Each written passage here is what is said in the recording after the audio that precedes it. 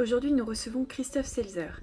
Il est Community Organizer pour Génération Libre et engagé dans le combat pour les idées depuis plusieurs années.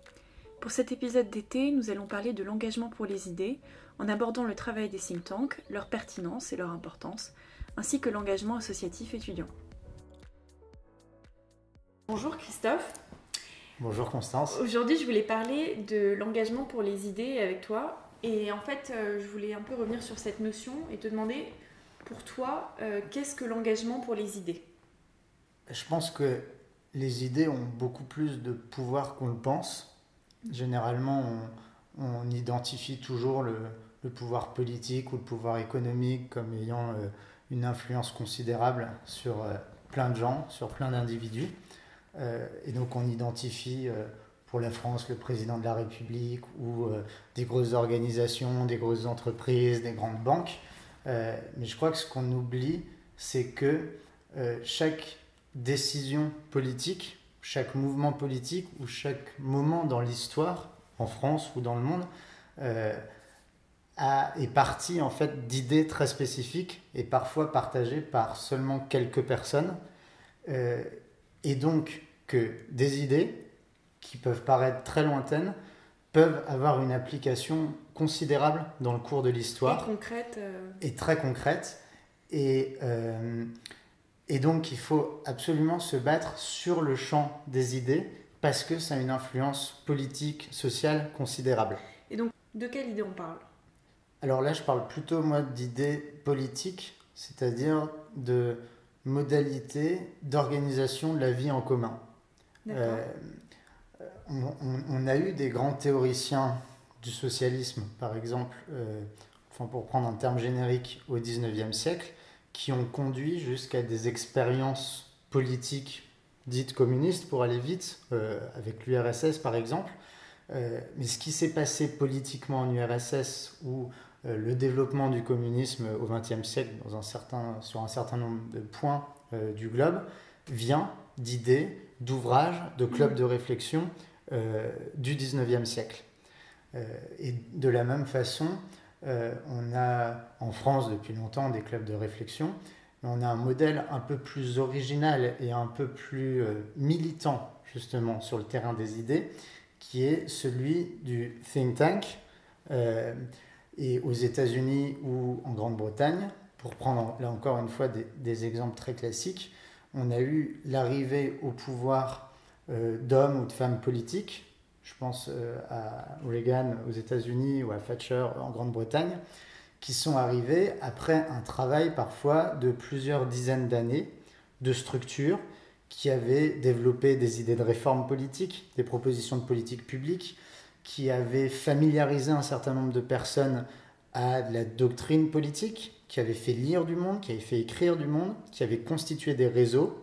Et de ce travail, parfois sur plusieurs décennies, ont émergé des figures politiques qui arrivaient avec une colonne vertébrale intellectuelle, des idées sérieuses, des experts qui les entouraient et qui avaient préparé un agenda concret à mettre en œuvre, et des réseaux politiques, mais des réseaux d'opinion plus généralement, et des réseaux dans la société civile pour pouvoir accompagner un changement politique.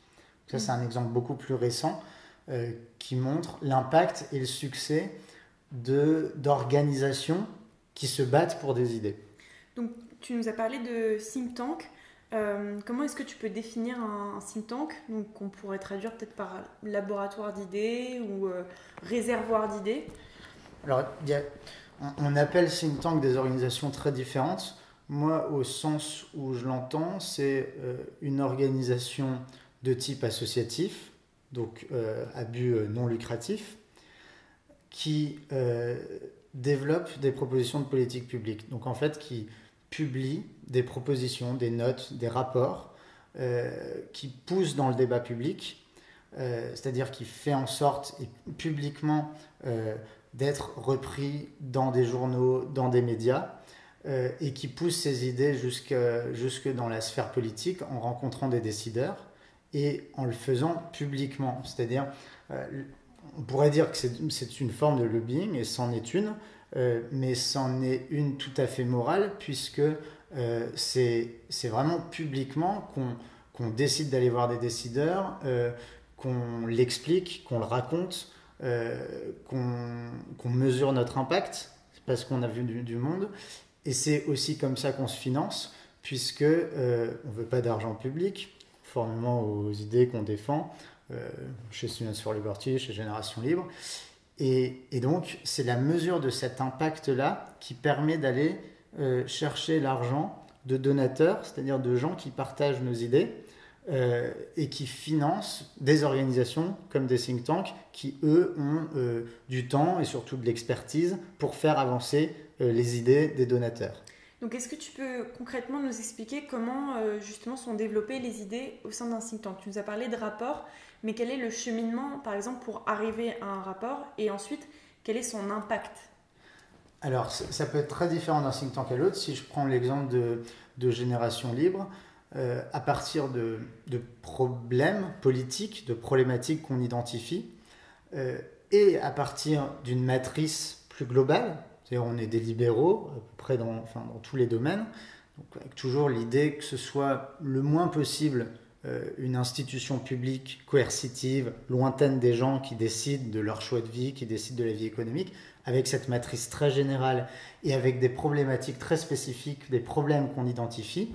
On cherche des idées, des experts. Donc quand on a trouvé un expert, ou un ou plusieurs, ils rédigent.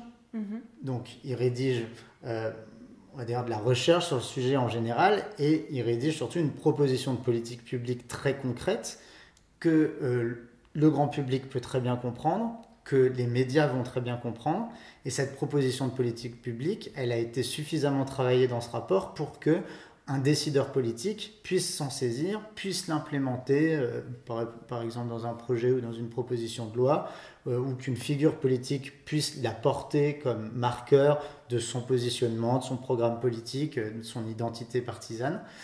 Et donc on arrive à mesurer l'impact de notre travail parce que on a des reprises dans la presse, dans les médias, parce que des personnalités se saisissent de l'idée, et éventuellement parce que cette idée est implémentée d'une façon ou d'une autre dans la loi, ou parce que cette idée rencontre un tel succès qu'on arrive à faire venir des gens à des événements, par exemple des étudiants lors de conférences, et parce que cette idée-là va peut-être ensuite réémerger ailleurs, et que nous, on aura... et là, c'est plus difficile à mesurer, parce que sur chaque rapport, je peux dire, bon, voilà, on a X reprises médias, on a rencontré X parlementaires ou personnes dans des cabinets ministériels. Ça, on peut le mesurer. Ce qu'on ne peut pas mesurer, et c'est quelque part le plus important, j'allais dire, c'est le fait qu'une idée infuse dans la société parce qu'elle a été lue et relue. Ouais. Voilà. Et c'est très difficile de le mesurer, mais on ne sait peut-être pas que quelqu'un, un jour, a lu telle proposition de politique publique dans tel article de tel média qui était fait à partir de notre rapport, et cette personne-là qui lit cette proposition, en fait, ça va l'inspirer dans sa propre trajectoire intellectuelle personnelle, et peut-être que 10 ans plus tard, ça aura une importance. Là, c'est beaucoup plus difficile à mesurer. Donc voilà, pour résumer un peu le think tank, et tu l'as très bien expliqué, c'est comme une machine, un transformateur qui va prendre une idée, prendre des experts avec leur propre technicité, des termes scientifiques, etc., et qui va en faire quelque chose de concret, donc une proposition de politique publique qui est comprise par l'opinion publique et qui évolue après, qui fait son chemin dans la société. Donc c'est assez intéressant comme modèle, et ça paraît assez essentiel parce que c'est ça aussi qui fait avancer le débat et le combat pour les idées. Et toi aujourd'hui, tu fais partie d'un think tank, tu connais bien ses fonctionnements. Pourquoi est-ce que toi déjà tu t'es engagé dans cette sphère, ce combat d'idées, et comment est-ce que à quel point tu penses que c'est important dans la construction d'une société? Alors, je me suis engagé dans ce travail-là, dans un think tank, pour plein de raisons. D'abord parce que récemment, longtemps, je me suis battu pour des idées. Alors, pas forcément des propositions de politique publique, mais pour des idées. C'est-à-dire des principes dans toute leur noblesse, dans toute leur radicalité, dans tout leur aspect théorique aussi. Et quelque part, j'avais envie de d'aller beaucoup plus loin dans le fait de diffuser ces idées, mais aussi de leur donner une réalité là, maintenant. Oui. J'aime bien prendre l'exemple de la légalisation des drogues, en tout cas singulièrement de la légalisation du cannabis, parce que longtemps j'ai défendu cette position-là pour le principe que de dire c'est à chacun de décider ce qu'il consomme, pourquoi et comment, ce à quoi je suis évidemment très attaché toujours. Mais parce que j'ai rencontré beaucoup de gens dans ces univers-là, alors dans l'univers associatif, mais des consommateurs aussi, il arrive à un moment où on arrive à des arguments plus utilitaristes, c'est-à-dire que j'en viens aujourd'hui à vouloir légaliser le cannabis pour des objectifs de santé publique, parce que je suis convaincu que si la consommation, la production, la vente, la consommation se fait de façon légale à ciel ouvert, probablement moins de personnes tomberont dans un comportement addictif. En fait, il y aura beaucoup moins de problèmes. Donc, j'en viens à défendre ça ou pour les problématiques sécuritaires auxquelles on peut répondre grâce à la légalisation, et plus seulement pour le principe. Et ça fait aussi rencontrer tout un tas de nouveaux obstacles parce qu'il ne s'agit plus de dire oui, on légalise et chacun fait ce qu'il veut. Encore une fois, c'est important. Mais légaliser aujourd'hui, ça veut dire en France, dans un certain nombre d'endroits, en fait, faire disparaître un marché noir qui était considérable et qui faisait vivre plein de personnes. Et comment est-ce qu'on imagine une transition politique vers un modèle légal? C'est une vraie question. C'est-à-dire qu'il y a des gens qui vont peut-être perdre des ressources économiques. C'est un bing-bang social au jour le jour pour quelqu'un. Et là, c'est très différent de l'idée pour laquelle on se battait au début. Oui, c'est plus du tout théorique. Là, voilà. Et l'enjeu, c'est de faire se rencontrer les deux. C'est-à-dire de se battre pour ces principes-là. Mais un think tank, de mon point de vue, il n'attend pas le grand soir et il est là pour, à partir de ses idées, donc soit théoriques, soit idéalistes, ou à partir de positionnements moraux, de faire en sorte de changer le réel, et forcément de façon imparfaite. Oui, je comprends. Et tu nous as parlé de ton engagement précédent, qui était un engagement étudiant, où tu as pu développer des idées, parler de théorie, etc. Et quelles autres compétences tu peux acquérir dans ce contexte-là? Moi, j'ai un peu des éléments, je vois un peu de quoi on peut parler, mais pour moi, c'est pas seulement effectivement la théorie, et je pense que tu as d'autres choses en tête, que ce soit la communication, le relationnel, enfin, tu développes d'autres qualités. Ça, c'est un peu, ça s'adresse un peu aux étudiants qui aimeraient peut-être s'engager dans les idées, etc. Quel est le plus dans ce genre d'engagement? Un engagement associatif, comme n'importe quel engagement associatif, et surtout en plus s'il est jeune, quand on le fait quand on est jeune. Alors là, ici, comme on parle d'idées politiques, c'est se battre pour des idées, mais c'est effectivement, en fait, comme dans toute communauté sociale, c'est très politique à mon sens, c'est-à-dire on apprend à vivre avec les autres. Donc on apprend à organiser des choses, à accepter consciemment et activement de travailler avec des gens qui ne nous ressemblent pas ou qui pensent peut-être pas exactement la même chose sur tout, mais on apprend à travailler et à travailler ensemble, on apprend des compétences plus concrètes, et donc c'est très bien aussi. On apprend à organiser des événements au fur et à mesure qu'on rentre vraiment dans le jeu associatif. On peut apprendre à écrire des articles, on peut apprendre à faire de la vidéo. Sur le développement de Students for Liberty sur les dernières années, il y a tout un tas de profils qui, parce qu'ils se sont engagés au sein de telles associations, conduits un peu par leurs idées. Ils ont appris à faire du montage vidéo, ils ont appris à écrire des articles, ils ont appris à organiser des événements. Donc c'est des compétences qu'après ils pourront solliciter dans tout un tas d'autres univers, y compris professionnels. Professionnellement, oui, d'accord. Moi, et tu l'as évoqué un peu, mais ce que je trouve très bien aussi avec Students for Liberty, c'est que tu n'auras pas la personne que tu vois à la fac qui est dans ta classe ou dans ton amphi. Enfin, il y a tellement de personnalités différentes et justement le fait que ce soit des idées qui soient en dehors de ce qu'on peut étudier ou ce qu'on côtoie généralement, au final on a des profils très différents et c'est ça que je trouve intéressant aussi dans la construction d'une communauté ou d'un cercle. Comment est-ce que tu envisages le développement de ce genre de structure en France, des think tanks? Là je reviens au think tank. Je pense que ça va vraiment se développer, qu'on en a besoin aujourd'hui, avec tous les mouvements qu'on peut avoir, mouvements sociaux, les gilets jaunes, etc. Alors il y a plusieurs choses. D'abord, dans les producteurs d'idées, de propositions, de réformes politiques, il y a un affaiblissement assez général des partis politiques conventionnels. Il y a aussi un affaiblissement des entités qui pouvaient représenter, soit des travailleurs, enfin des syndicats. Il y a un affaiblissement des corps intermédiaires, on va dire en général, et beaucoup d'individus, liés à tout un tas d'autres révolutions, se retrouvent très seuls en fait face à l'État, en tout cas pour la France.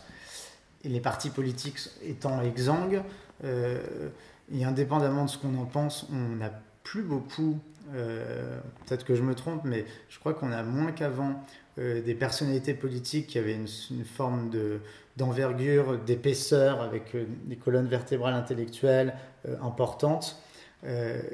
Et aujourd'hui, on n'a plus qu'une guerre de positionnement un peu politicien. Et donc, il y a un cruel besoin de faire renaître des idées un peu solides et des visions du monde. Et moi, je suis un peu inquiet parce qu'effectivement, je trouve qu'il y a très peu de personnalités ou d'organisations qui portent des visions du monde structurées, quelles qu'elles soient, et qui cherchent à peser. On est dans une forme un peu de vide intellectuel. Je comprends ton point de vue et c'est pour ça aussi que je voulais poser la question parce que c'est politiquement et voilà, et dans le combat d'idées, on est dans une période assez intéressante, je pense, mais aussi vertigineuse parce qu'on ne peut pas savoir exactement comment va se passer la suite. En fait, je suis très inquiet. Alors nous, chez les libéraux, on fait ce travail-là. On n'est pas très avancé, mais j'ai le sentiment qu'on est plus avancé qu'il y a encore 10 ou 15 ans. C'est-à-dire qu'il y a quand même un certain nombre de structures, il y en a plus qu'avant, avec des sensibilités parfois différentes. Mais voilà, il y a des think tanks qui produisent des notes, qui sont présents dans les médias, et c'est plus ou moins en bonne voie de développement. Je repère plus à droite, on va dire, enfin, ce qu'on pourrait appeler Union des droites ou chez les conservateurs, même si ce terme peut vouloir dire beaucoup de choses différentes, une structuration assez forte, pour le coup depuis 15 ans, et beaucoup plus solide, avec non seulement des think tanks, mais des personnalités qui ont émergé dans le monde politique, des journalistes qui ont émergé, et donc des réseaux d'influence avec des gens qui travaillent, qui lisent vraiment. Donc il y a des fous furieux comme partout, et comme il y en aura chez les libéraux s'ils arrivent vraiment à se développer bien davantage. Mais il y a vraiment des gens sérieux qui écrivent des bouquins dans le monde académique, qui écrivent des articles tous les jours, de façon peut-être plus vulgarisée, des réseaux considérables qui font que si une personnalité politique émerge, elle disposera de sociabilité, de personnes qu'elle a rencontrées, de relais d'influence. Et j'ai le sentiment que c'est un petit peu plus... et tout ça centré autour d'idées, donc que je peux partager, ou pour beaucoup que je ne partage pas chez les conservateurs, qui pour moi est une feuille de route pour les libéraux. Et j'ai le sentiment qu'effectivement, dans d'autres familles intellectuelles, courants de pensée avec des visions du monde, y compris dans la social-démocratie, dans le socialisme, j'ai l'impression que c'est un peu exsangue, et je trouve ça inquiétant parce qu'on a besoin d'une diversité de chapelles intellectuelles, de courants de pensée. Et voilà, et nous on est un peu en reste chez les libéraux, donc il faut absolument qu'on avance le plus vite possible. Donc il faudrait une sorte d'équilibre dans justement ce combat d'idées pour pouvoir faire avancer les choses. C'est un peu ce que tu dis ou... Je pense que dans tout mouvement politique, au sens large, il y a des éléments très radicaux et des éléments beaucoup plus tournés vers le compromis. Chez les gens, c'est courant. Mais il faut absolument qu'un mouvement soit suffisamment gros, j'allais dire, avec suffisamment de personnes pour que puissent émerger des leaders un peu solides. Merci beaucoup Christophe, c'était très intéressant. Merci Constance. Et pour tes explications et puis bon combat d'idées.